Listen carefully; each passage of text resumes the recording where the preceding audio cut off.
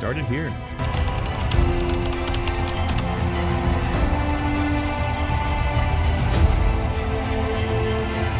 They didn't compete, they conquered. Champions of the 2003 World Cup. Their second World Cup in a row. 3 World Cups, 1 unstoppable force. 29 World Cup matches. For the third successive time, Australia are World Cup champions. This wasn't just a team, it was a cricketing dynasty. That is quick.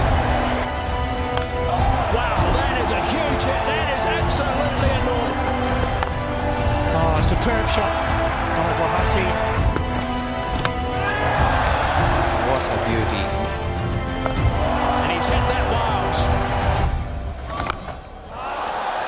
There he goes again over mid-wicket this time. Got him. Clean bowled him. Here we go. Oh, what a shot. That's well played. Well, This is Australia's golden era. Let's go back to 1995. At the time, the West Indies had ruled world cricket for nearly 15 years. They were unbeaten in Test series since 1980. A run of absolute terror. But in a Test series in the Caribbean, Mark Taylor's Australian side pulled off what seemed impossible. They defeated the Windies 2-1 and announced Australia had arrived. That series win wasn't just historic, it was symbolic. The baton had officially passed. From that moment, the cricketing world shifted. Team of Titans. Ricky Ponting, the general of the Golden Army. With over 13,000 Test and 13,000 ODI runs, Ponting's legacy is unmatched. A fierce leader and clutch performer, he scored 41 international centuries. Shane Warne, the magician. With 708 Test wickets, Warne was more than just a spinner. He was an artist who turned cricket into theater. Adam Gilchrist revolutionized the role of wicketkeeper-batsman. Scored over 5,000 Test and nearly 10,000 ODI runs at blistering speed. Glenn McGrath, precision machine.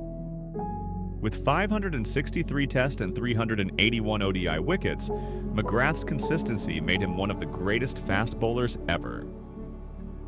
Matthew Hayden, towering and brutal, Hayden amassed 8,625 Test runs with 30 centuries and changed the way openers played.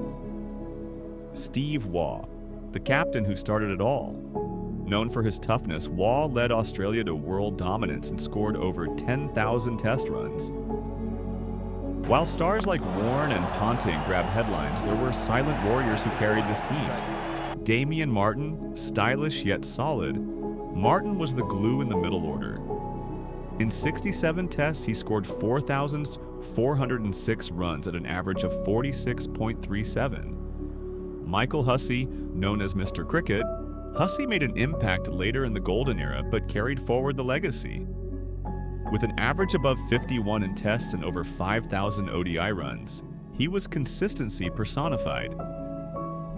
Brett Lee, one of the fastest bowlers in history, Lee took 310 Test and 380 ODI wickets, intimidating batsmen with sheer pace. Andrew Symonds, explosive with the bat, and a handy off-spinner, Symonds was a game-changer. His 143 against Pakistan in the 2003 World Cup announced his arrival.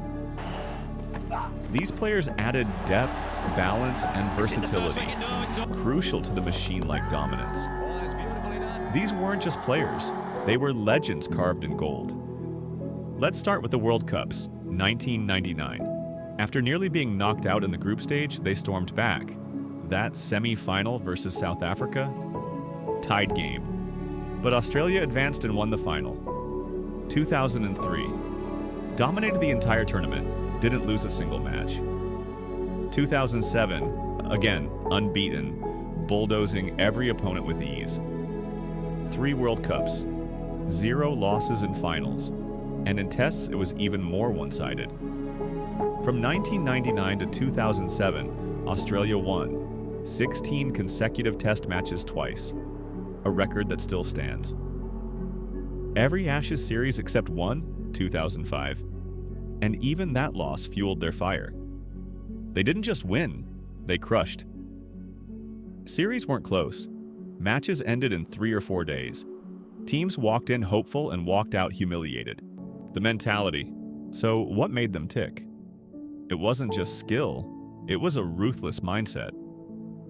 Players like Steve Waugh brought a mental edge no team had seen before.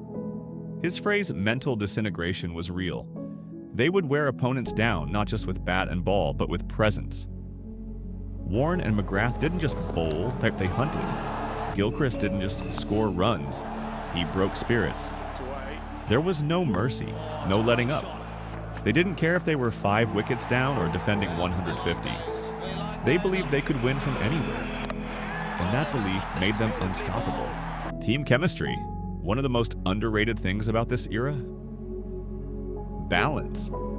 Every great team has stars, but this one had roles filled perfectly. Hayden and Langer, one attacking, one patient. Ponting at 3, the aggressive heartbeat. Middle order, Martyn, Symonds, Clark, flair and flexibility. Gilchrist at 7, an all-time great batting that deep. Warne plus McGrath plus Gillespie plus Lee, the most complete bowling attack in cricket history. No matter the condition, the opposition, or the pressure, they had an answer. They weren't one-dimensional. They could grind or destroy. The farewells. By 2006-07, the end was near. Legends began to retire one after another. Shane Warne, Glenn McGrath, Justin Langer, Adam Gilchrist, Damien Martyn. All left within a year. The 2006-07 Ashes whitewash, 5-0, was their final masterpiece. A statement that they were still on top when they bowed out. It was emotional, it was epic, and it was the curtain call of cricket's greatest show. Numbers behind the era. Let the stats do the talking. 16 consecutive Test wins, 1999 to 2001, 2005 to 2008. 3 World Cups in a row. 85% win rate in ODIs from 1998 to 2007, top ICC ranking in Tests and ODIs. Simultaneously won all 9 matches in the 2003 and 2007 World Cups.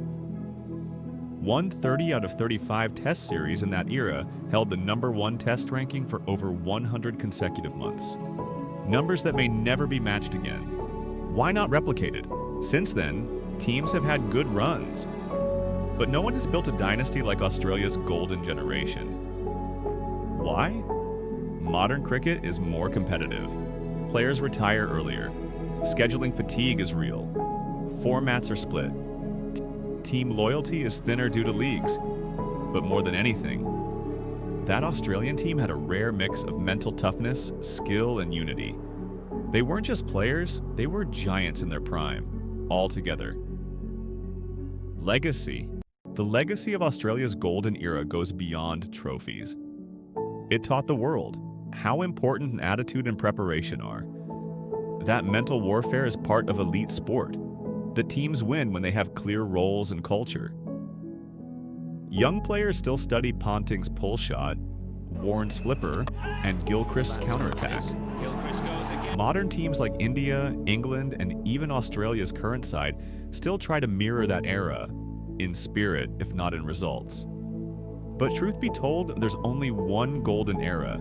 You may support India, England, or Pakistan, but if you love cricket, you respect what Australia was between 1999 and 2007. A dynasty built not on chance, but on grind. A team that taught the world, if you want to be the best, you don't just play well, you play like Australia. This was the golden era. This was the reign of the baggy green. This was cricket at its absolute peak. If you enjoyed this journey through history, don't forget to like, share, and subscribe. Because here at Factover, we don't just tell cricket stories, we bring them to life. Thanks for watching.